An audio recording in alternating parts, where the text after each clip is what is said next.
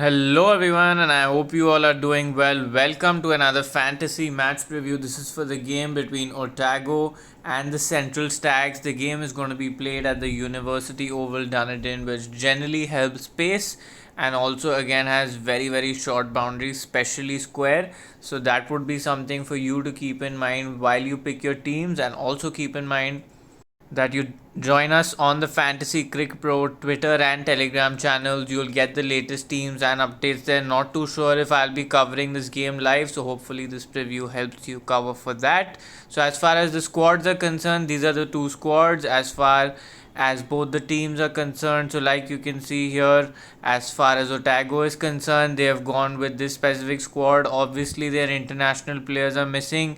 Dean Foxcroft is an ex-Central Stags player, so if he plays, he can be someone for you to watch out for. Hamish Rutherford, ex-New Zealand player. Michael Rippon, been in and around the team and is a quality player. Lou Johnson, a top order batter, very stable. Josh Finney, he's a big hitter, plus he can bowl you some off spin too. Jacob Duffy, also been in and around the national team, can really get some really good help from the pitch up front if there's any kind of grass. Matthew Bacon falls in the same category. Dale Phillips, very stable batter, opens the batting. Michael Ray, someone who has variations and his slow balls can be helpful. These are the guys who are most likely to start, along with Max Chu, who is the assigned keeper and the most likely guy to be holding the gloves.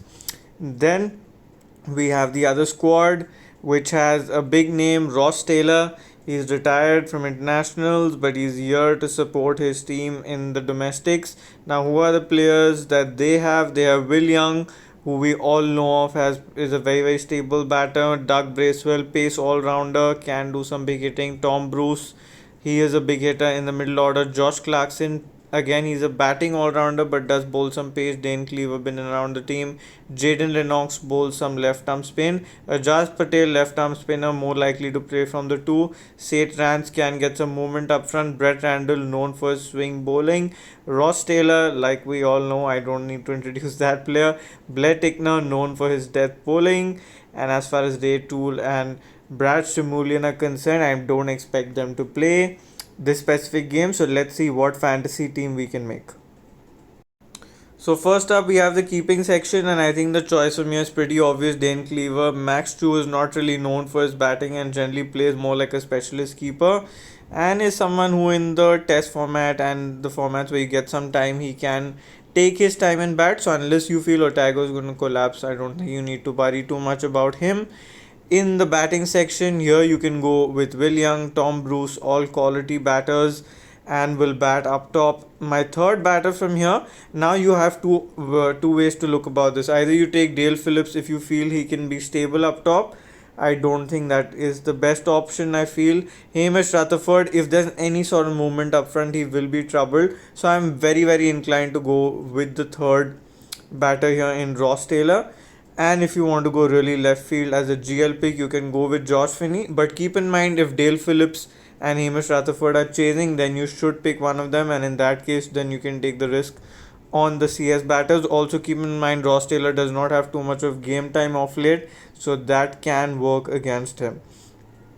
Then when we look at the all-rounders, you have gone with Michael Rippon, Doug Bracewell, very obvious choices. Glenn Phillips obviously will not be available as he's with the New Zealand squad. Your other picks here, Josh Clarkson, again a must pick because he is a pace all-rounder and he can be very important in these conditions. Dean Foxcroft, spin all-rounder, so I don't know how much opportunity he'll get with the ball, and he's been rusty with the bat.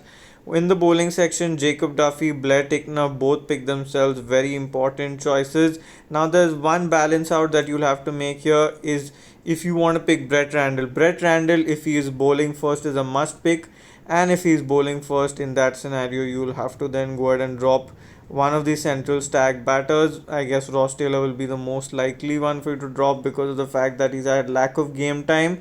But you can also drop Tom Bruce as he's someone who takes more attacking options. So it would be a drop that I would say would not be too risky unless you feel like he's really going to stick in there and bat.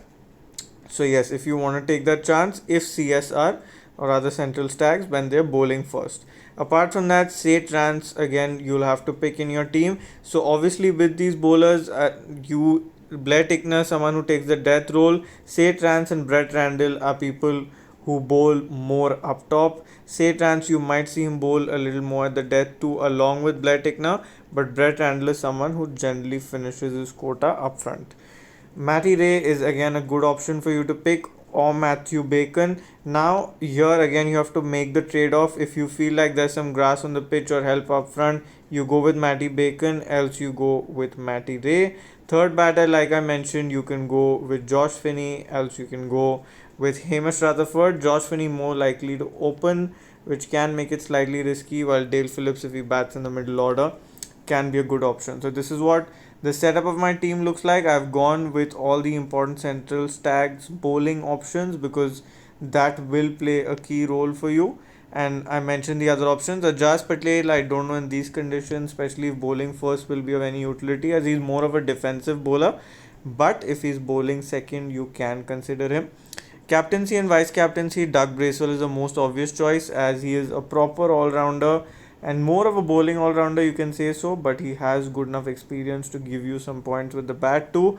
Michael Rippon, another good option, and if you want to go slightly left field, you can go with Josh Clarkson too. So, just to sum it up, the guys who you can drop, Josh Finney is attacking, so again you can drop him if you want to. Ross Taylor, lack of game times, if you want an extra CS bowler.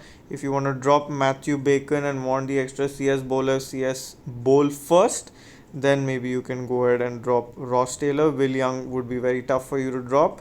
So yes, that is what the roundup of the team looks like, and keep Matty Ray in mind if Oval are bowling first. So yes, that is what the thought process of this team is for me. Apart from that, you can join us on the Fantasy Crick Pro Twitter and Telegram channels for the final teams and updates. All the good luck to you. Have a great game and hit the like button before you leave.